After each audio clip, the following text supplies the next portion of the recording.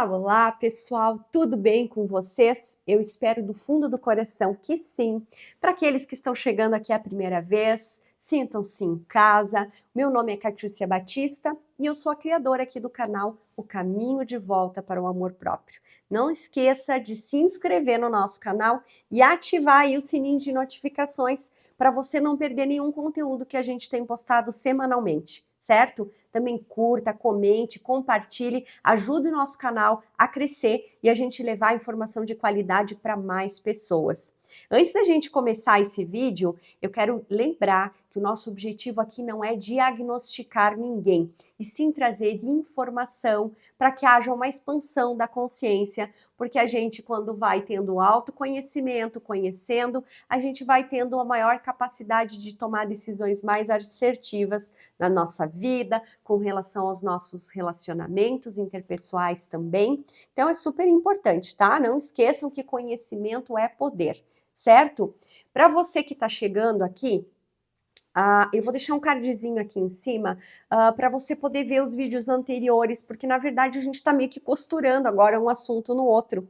Os últimos vídeos foram sobre o que é personalidade, o que é transtorno de personalidade e os transtornos de personalidade dos clusters B, que é o grupo B do DSM-5, tá? Então hoje a gente vai falar do transtorno de personalidade antissocial. O vídeo anterior foi sobre o transtorno de personalidade narcisista, certo? E o DSM-5, para quem não viu os outros vídeos, só para dar uma pincelada, é um manual, tá, de diagnóstico e estatística de transtornos mentais. O 5, o volume 5 é o mais atualizado que tem, e é dele que eu trago essas informações para compartilhar com vocês. Essas ideias não é da cabeça da mana aqui não, tá? É do manual, tudo certinho, tudo bonitinho. Certo? Então, assim, ó, vamos trazer aqui para o nosso transtorno de personalidade antissocial para relembrando, para ser considerado um transtorno de personalidade, é algo permanente, não é uma situação isolada, um fato isolado, não. É algo linear, a pessoa sempre se comporta, pensa e age daquela forma, ao longo da vida. E também é pervasivo, isso quer dizer que permeia todas as relações interpessoais da pessoa. Então, quando é assim, é considerado um transtorno de personalidade, certo? Então, assim, transtorno de personalidade antissocial. Eu vou ler um trechinho aqui que eu separei para nós, tá? É um processo de pensamento disfuncional, profundamente enraizado e rígido, que se concentra na irresponsabilidade social com comportamento. Então, isso é o que define o TPAS, que é o transtorno de personalidade antissocial. É um transtorno onde a pessoa vai ser exploradora, delinquente e criminosa. E ela vai fazer tudo isso sem nenhum pingo de remorso. Isso é o que define o que é o transtorno de personalidade antissocial. E eu achei importante trazer, porque as pessoas confundem muito isso com o narcisismo. Pode a pessoa ter o transtorno narcisista e o de antissocial também, tá? Que, aliás, o DSM-5 fala que é uma das combinações mais bombásticas que existem, porque aí é considerado o transtorno de personalidade narcisista maligno, que a gente diz, que é com requintes de crueldade, tá? Então, é um transtorno que pode agregar outros. Existe pessoas com TPAS que tem transtorno borderline junto, então ele também agrega outros transtornos, certo? Mas ele tem as particularidades dele que a gente vai ver agora, certo? A origem, muitas pessoas falam, né, a gente não tem uma origem precisa, é daqui que vem o transtorno. Mas os estudos apontam que tem uma origem sim genética, que quando a gente tem isso no histórico familiar, a probabilidade de desenvolver esse transtorno é muito maior. E também leva em consideração o ambiente onde a criança foi, né, principalmente ali na primeira infância, se ela foi impactada por algum trauma, algum tipo de abuso físico, abuso emocional também. Então, tudo isso pode sim contribuir para que se desenvolva esse transtorno de personalidade, certo? Então, é um transtorno onde a pessoa ela vai desconsiderar e ela vai violar os direitos das outras pessoas e ela não vai ter remorso, ela vai estar super bem com isso, tá? Desde que ela esteja bem o resto das pessoas ela não se importa muito. Então ela não tem essa consciosidade, essa conscienciosidade, ela não tem a empatia, ela não possui isso, certo? Então, assim, ó, junto com esses transtornos, o que que inclui? Uma falta de conformidade com a lei, é uma pessoa que não vai seguir limites, regras, então geralmente ela vai ter problemas de infringir, pode ser leis normais, né? Pode ser leis de trânsito, regras numa empresa de trabalho, ela tem essa dificuldade, que é essa incapacidade também que ela tem de manter um emprego consistente. É aquela pessoa que ela vai começar as coisas, mas ela não vai, como ela não se adequa, ela não consegue se adaptar e seguir regras, ela não vai conseguir permanecer nesse meio. Também outra questão, o engano, a desonestidade, é uma pessoa extremamente impulsiva. Se ela tiver que puxar o tapete de outra pessoa, mentir e enganar, ela vai fazer para que ela consiga extrair algum benefício próprio. E ela vai fazer isso sem nenhum problema. Ela usa bastante também da manipulação e ela manipula por prazer, é frio e calculado aquilo. Sendo que ela precisa extrair um benefício e ela tiver que passar por cima daquela pessoa, ou articular, manipular, mentir, ela vai fazer, tá? E também a incapacidade de formar relacionamentos estáveis e saudáveis, porque se ela não segue normas na sociedade, ela não segue no trabalho, ela também não vai seguir num relacionamento. Então, é uma pessoa, ela não se adapta ao meio, por isso que é antissocial. Ela não se adapta a normas e convenções sociais que a maioria das pessoas sabe que a gente tem que seguir aquilo para que haja um bem-estar comum, né? Então, ela não tem essa facilidade disso. É bem importante dizer que o transtorno antissocial, ele é o único que não é diagnosticado lá no período da infância, tá? O diagnóstico do TPAS, ele se dá a partir dos 18 anos. Por quê? Não é que na primeira infância, na adolescência, a pessoa não tenha distúrbios ou traços, mas antes, ela é diagnosticada com TC, que é o transtorno de conduta. E é bem interessante porque é um critério diagnóstico para após os 18 o TPAS ser diagnosticado, que anteriormente, né, lá na fase da adolescência, tenha esse diagnóstico desse transtorno de conduta.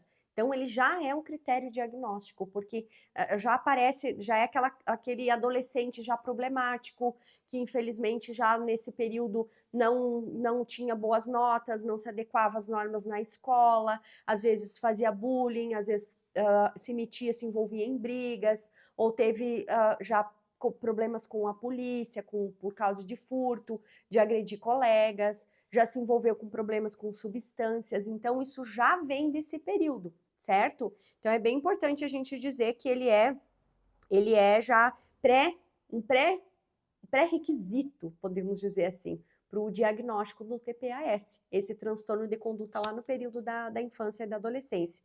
E embora seja algo crônico, tá? O TPAS não tem cura, assim como narcisista, border e tudo mais, mas ele tem um diferencial, que o transtorno de personalidade antissocial, os estudos apontam que a partir dos 35 anos, ele fica um pouquinho mais leve em algumas pessoas.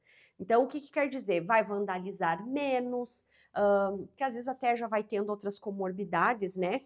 Então, ele vai vandalizar menos, ele vai cometer menos crimes, mas isso não quer dizer que ele vai ser bonzinho, que ele vai ter empatia e que ele vai ser o trabalhador. Geralmente, ele vai precisar, né, na vida adulta, ter sempre alguém ali para escorar ele, né?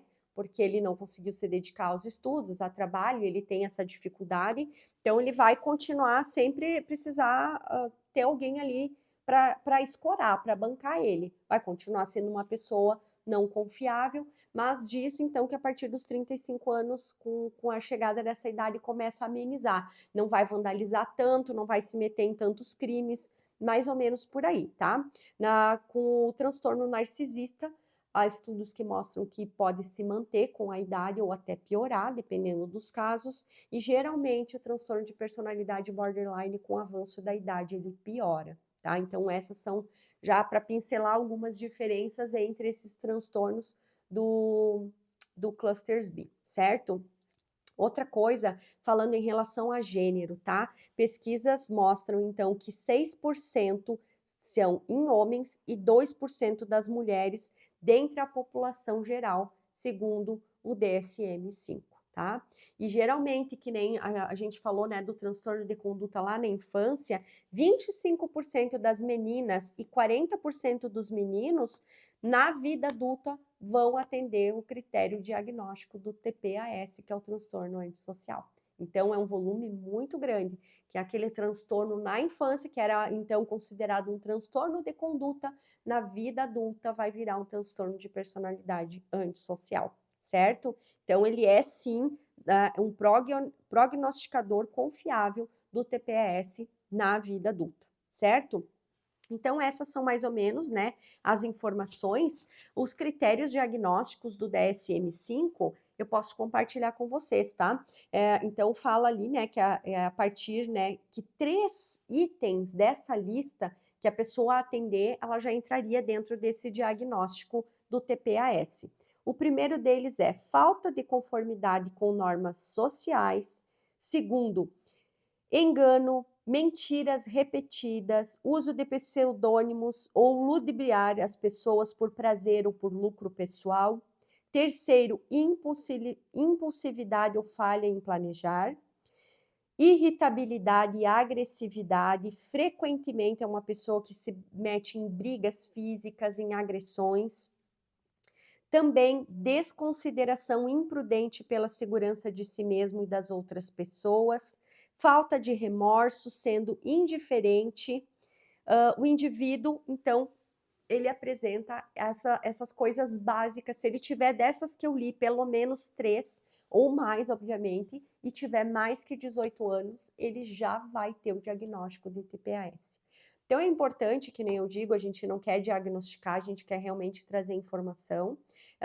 Infelizmente, como outros transtornos, né, também que a gente tem estudado aqui, ele é um transtorno que é crônico, não tem cura, pode amenizar em alguns aspectos a partir dos 35 anos, mas é importante que se você conhece alguém ou você está passando ou passou por uma experiência com um relacionamento interpessoal dessa forma, que você se acolha e se olhe com muito carinho, porque geralmente tem um dano relacional muito grande, pode causar muitos e muitos traumas para a pessoa que se relaciona com esse tipo de pessoa patológica, tá? Então é super importante você, às vezes, né, tirar esse momento de introspecção, refletir sobre as suas relações, porque muitas vezes é isso, muitas vezes a gente está tendo aí no nosso dia a dia sintomas de trauma, ou a gente acaba se fechando para outras relações por ter passado por uma experiência assim que foi muito impactante na nossa vida. E esse tipo de relação, como em outros vídeos a gente comentou, gera sim dissonância cognitiva, nos deixa hipervigilante, aciona alguns gatilhos, que é muito importante, né? Você se olhar com carinho para poder resolver isso e para poder ter uma relação mais saudável consigo e com as outras pessoas.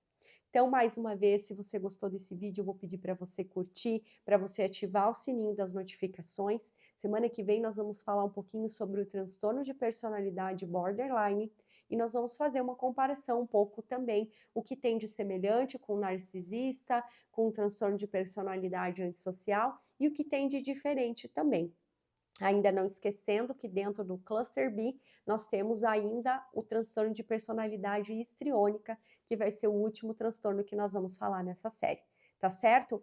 Não esqueçam então de curtir, comentar e compartilhar. Eu espero do fundo do coração ter sido claro o suficiente, ter trazido informação para que você tenha uma vida e relacionamentos de qualidade. Um beijo grandão no nosso coração e a gente se encontra no próximo vídeo. Tchau, tchau!